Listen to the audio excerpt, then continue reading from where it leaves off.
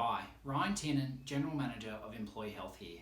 Congratulations to all of you who've set a Dream Big goal and are taking part in the Dream Big Virtual Running Festival. By now, you're well and truly into the bulk of your training and we're only 4 weeks out from the event. Now for me, I set myself the Dream Big goal of completing my first marathon. But as you know, when you set goals, sometimes things don't always go to plan.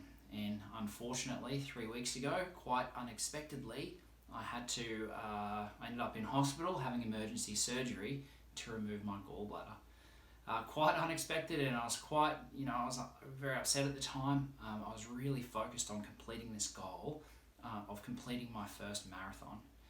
But I want to share with you something that I used at the time and something I used every day to motivate me to train. And that is using the mental image of achieving my goal to drive me. And for me, for the marathon, it's that mental image in my head of my hands in the air celebrating as my watch ticks over 42.2 kilometers. I use it when I'm putting my shoes on when I really don't feel like going to train.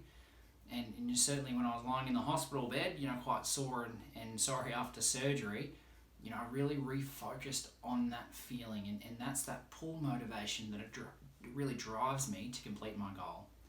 So I'm not giving up on my goal just yet, maybe just rethinking, what might be possible in terms of my time. But it's something you can use as well as motivation for training. Focus on what it's going to feel like to achieve your goal. Have that mental image in your mind and use it when you don't feel like training. It can be very powerful. And particularly, at times where, we're 4 weeks out from the event, we all have busy lives. We have kids, we have work, we have family, we have all these commitments.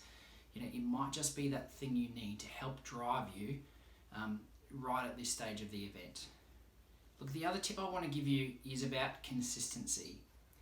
One of the simplest things you can do to build lifelong habits and lifelong healthy habits is consistency. And there'll be times when you don't feel like going out to train.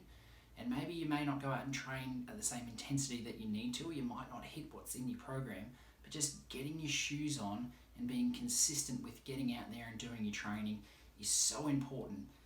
Build that habit. Those habits compound, and it's what leads to lifelong better health. Good luck with your training. We're 4 weeks out. Keep working hard, and best of luck.